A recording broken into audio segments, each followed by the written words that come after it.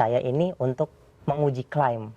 Menguji Uji klaim. klaimnya. Uji Ya. klaim, ya, itu lebih Uji pas. klaim yang dikatakan Pak Andi Azwan terkait 72% kemiripan Pak Andi Azwan itu memakai yang namanya retina face dan arc face. Kemarin juga ada miskonsepsi dari Pak Andi Azwan di Rakyat Bersuara itu terkait retina face dan arc face ini. Jadi retina face itu dan arc face itu adalah dua algoritma yang digabungkan menjadi satu. Arc face lebih powerful daripada FaceNet yang saya presentasikan. Ya, itu di situ. Nah, itu di sini juga tuh. Ya. Topi Merah akan menjelaskan di mana sisi editannya. Nah, sebelumnya kita perkenalkan dulu narasumber kita. Ya. Ini kuasa hukumnya Topi Merah, Bang Abdul Ghafur Sangaji, yang pasti udah nggak asing ya, sering ke Daily Buzz. Terima kasih, Mbak Fitri. Makasih, Bang. David. Dan ini dia Topi Merah yang hingga saat ini nama aslinya masih dirahasiakan. Masih misterius. Gimana, Fit? Langsung aja nih. Kita langsung aja kasih kesempatan buat Bung Topi Merah, kita panggil Bung ini. Bung Topi Merah untuk jelasin coba. Nanti kita bedah bareng-bareng deh gimana. Kita bareng-bareng. Silakan, Bang. Oke, di sini disclaimer dulu ya, Kak. Jadi saya nggak ngomong Pak Andi Azwan itu ngedit atau apa kayak gitu. Nah, di sini saya ini untuk menguji klaim. Menguji Uji klaim. klaimnya. Uji klaim, ya, itu lebih Uji pas. klaim yang dikatakan Pak Andi Azwan terkait 72% kemiripan foto Pak Jokowi yang ada di ijazah dengan foto Pak Jokowi yang sekarang kayak gitu. Nah, di sini Pak Andi Azwan itu memakai yang namanya retina face dan arc face. Jadi saya jelaskan dulu ya di sini. Kemarin juga ada miskonsepsi dari Pak Andi Azwan di Rakyat Bersuara itu terkait retina face dan arc face ini. Jadi retina face itu dan arc face itu adalah dua algoritma yang digabungkan menjadi satu. Oke. Nah, kalau di pemrograman Python itu library-nya digabung jadi Insight Face gitu. Nah, Insight Face itu isinya retina yang untuk mendeteksi wajahnya, mendeteksi wajah doang, itu bukan mengrekognisi atau mengkomparasi gitu. Terus ada yang namanya arc face juga. Ya. Nah, arc face. Di sini arc face bisa dilihat ya di situ arc face itu menggunakan vektor untuk perhitungannya. Nah, kalau misalkan yang diklaim Pak Andi Azwan itu kan arc face lebih powerful daripada FaceNet yang saya presentasikan. Ya, itu di situ. Nah, itu di sini juga tuh. Ya, di sini. Bisa lihat di Nah, layar. ada additive angular margin loss itu menggunakan perhitungan vektor kayak gitulah ya.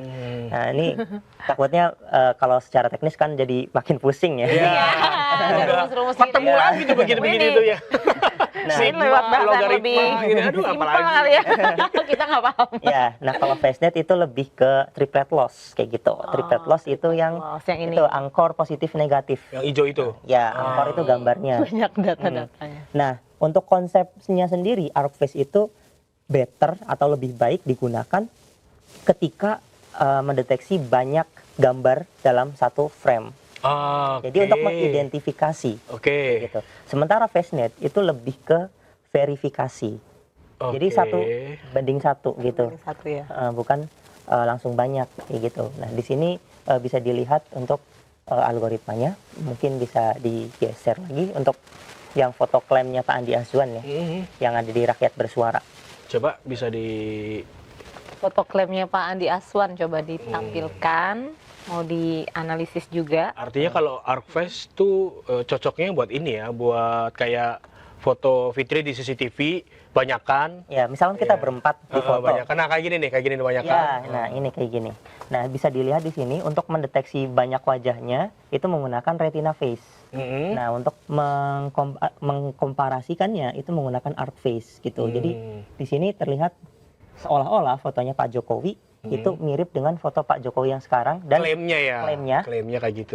Jadi ada keterangan wajah terpilih match 72% kayak gitu. Oke. Tingkat keakuratannya. Ya, akurasinya itu sangat tinggi. Nah, padahal ketika saya tes ternyata nggak segitu tingginya kayak gitu. Berapa kalau yang Bisa digeser. geser lagi, guys. Ini dengan algoritma yang sama dan coding yang sama gitu. Bukan coding yang sama, lebih ke proses yang sama kayak gitu. Oh, proses yang ya. Proses identifikasi yang sama. Ya, dengan arc face dan retina face. Nah, sementara di sini bisa dilihat agak buram ya karena foto screenshot.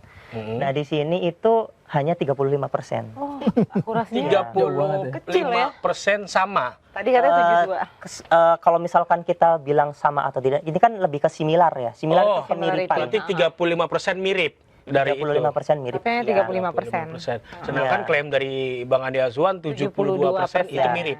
Ya. Tapi ketika dengan identifikasi yang sama, dengan Berarti cara ada yang perbedaan sama, yang ada perbedaan signifikan. hasil. Oh, Cuma mirip 35% dari foto ijazah dengan foto yang sekarang.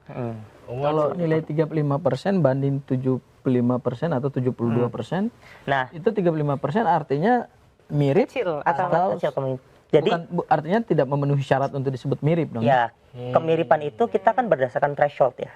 Thresholdnya berapa? Mbak? Threshold itu sebenarnya adalah subjektivitas dari seorang programmer, Pak. Tergantung dari bagusnya apa namanya? Foto, kualitasnya, size-nya, terus cahaya yang datang. Nah, teknis-teknisnya. iya, teknis-teknisnya. Nah, kapan subjektif itu menjadi objektif? Ketika dicoba dengan banyak data. Wah, Nah, kayak gitu. baru itu jadi objektif ya. Iya, baru itu bisa jadi objektif. Karena kita misalkan bandingan dengan CCTV yang misalkan bisa mendeteksi wajah dan mengidentifikasi ini siapa. Ketika kita melihat CCTV itu sangat berbeda dengan kamera HD, misalkan kayak kamera yang ada di depan saya. Nah, itu sangat berbeda kualitasnya.